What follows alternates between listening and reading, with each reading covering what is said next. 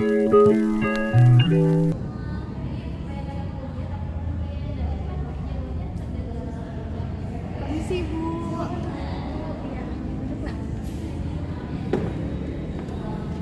Jadi gini Ibu, anak saya itu sudah saya konsultasikan ke dokter.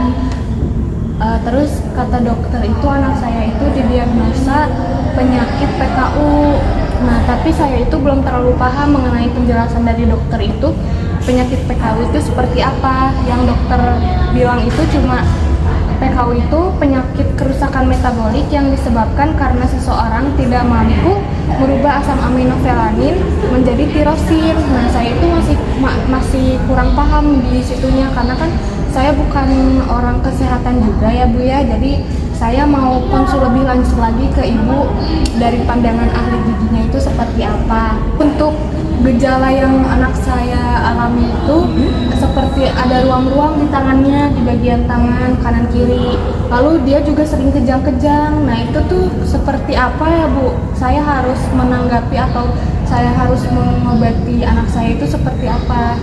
Ya, mohon arahannya dari Ibu sebagai ahli gizi. Seperti itu Ibu. Ini ada rekam medisnya dari dokter. Terima kasih. Ya. Ibu, terima kasih ya untuk rekam medisnya. Tadi kan Ibu sedikit bertanya ya terkait PKU itu seperti apa. Nah, PKU itu adalah penyakit dari mutasi gen Ibu, di mana hal itu berarti turun-temurun Ibu dari orang tuanya.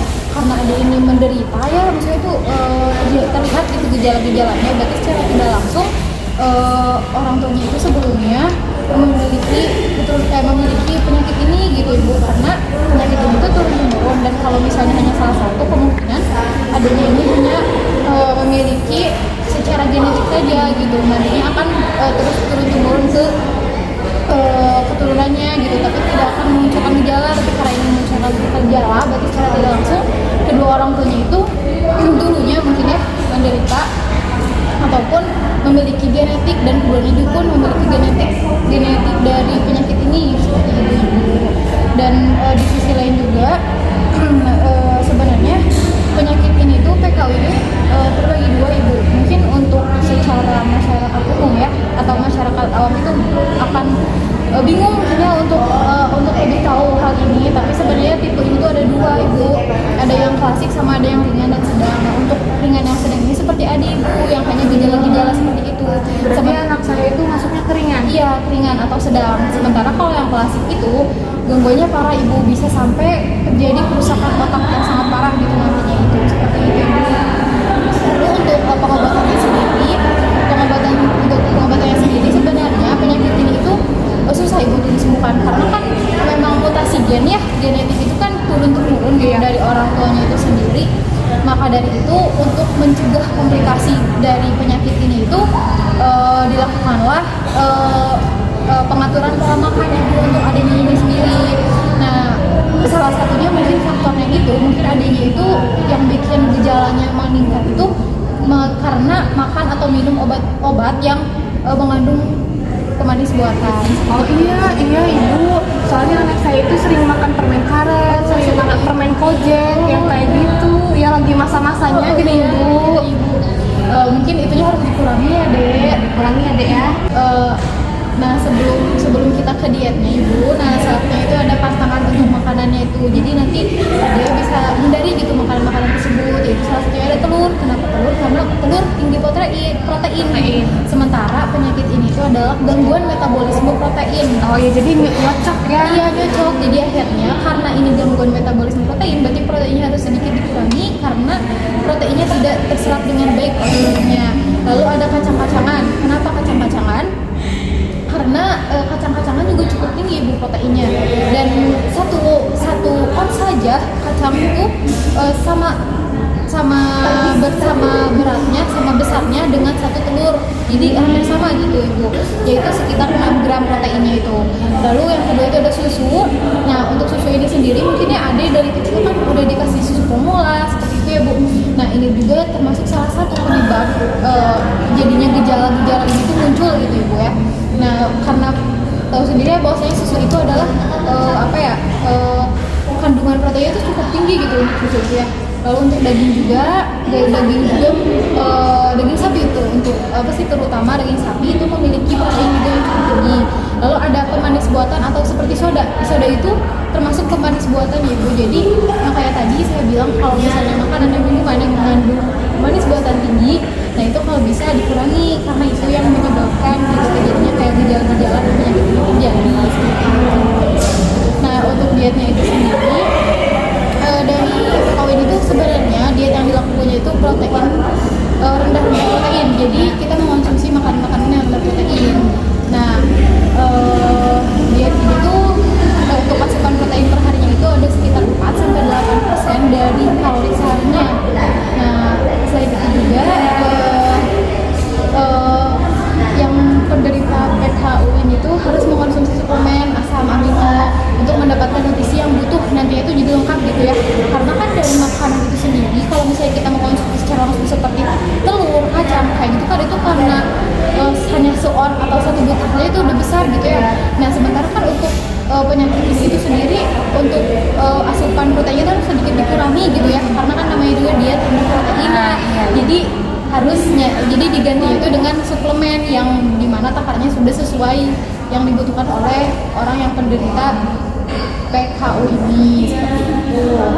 Nah manfaat dietnya ini sendiri itu nantinya itu tidak akan terjadinya komplikasi untuk selanjutnya seperti tadi ada kerusakan otak, terus nantinya juga bisa kelainan ginjal dan segalanya itu bakal terjadi komplikasi yang lebih parah lagi gitu ya. Makanya harus dijaga pola makannya, yaitu yang tadi ya rendah protein. Oh jadi gitu ya Bu. Mungkin yang seperti yang sudah disampaikan Ibu tadi, apakah ada makanan yang dikhususkan atau dianjurkan untuk anak saya?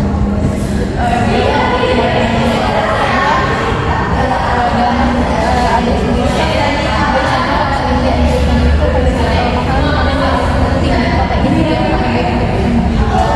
Nah karena ini adalah diet rendah protein, jadi itu ada beberapa makanan yang harus diganti nih Bu, yaitu mungkin untuk minyaknya bisa diganti dengan minyak zaitun. Karena minyak zaitun itu adalah lemak yang tidak jenuh, jadi maksudnya adalah lemak yang baik gitu Ibu untuk tubuh. Lalu seperti juga anti-inflamasi. Terus ada juga jeruk adalah salah satu juga makanan atau buah-buahan yang rendah protein tetapi tinggi akan vitamin C dan antioksidan. Lalu ada juga jagung yang begitu juga sebagai sumber serat dan sangat cocok untuk bikin kenyang lama gitu, dan juga untuk yang melakukan diet rendah protein. Selain itu juga ada blueberry. Nah blueberry ini juga memiliki kandungan oksidan yang sangat tinggi Bu, yaitu antosianin yang cocok juga untuk diet ini.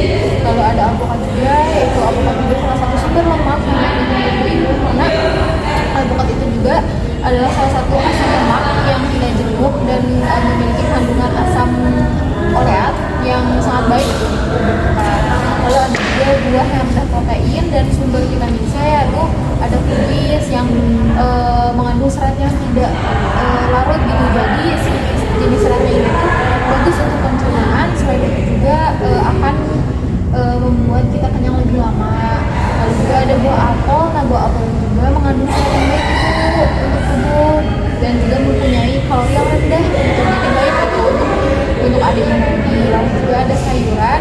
Nah sayuran-sayurannya itu seperti brokoli Ibu. Nah sayuran itu juga rendah kalium dan fosfor dan natrium sehingga baik bagi ginjal. Jadi usahakan mencari sayuran yang rendah kalium, fosfor dan natrium. Sehingga juga nanti ada yang akan dikasihnya Ibu konsumsi suplemen asam amino yang bebas dari fenilalanin, karena kan nanti ada bakal kekurangan proteinnya. Nah untuk memenuhi proteinnya itu diberi dengan suplemen.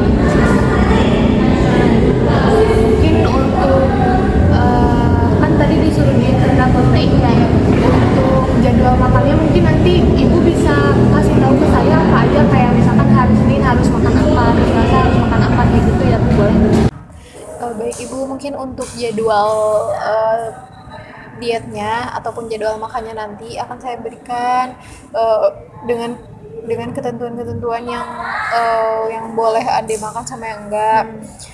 Mungkin nanti saya akan kirimkan lewat via WhatsApp aja Ibu. Boleh. Nanti bisa Ibu cantumkan mungkin ya untuk nomornya maaf, langsung seperti itu. Baik, mungkin itu saja Ibu atas konsultasinya. Mungkin cukup sekian, saya pamit ya Bu ya. Ya, makasih Ibu.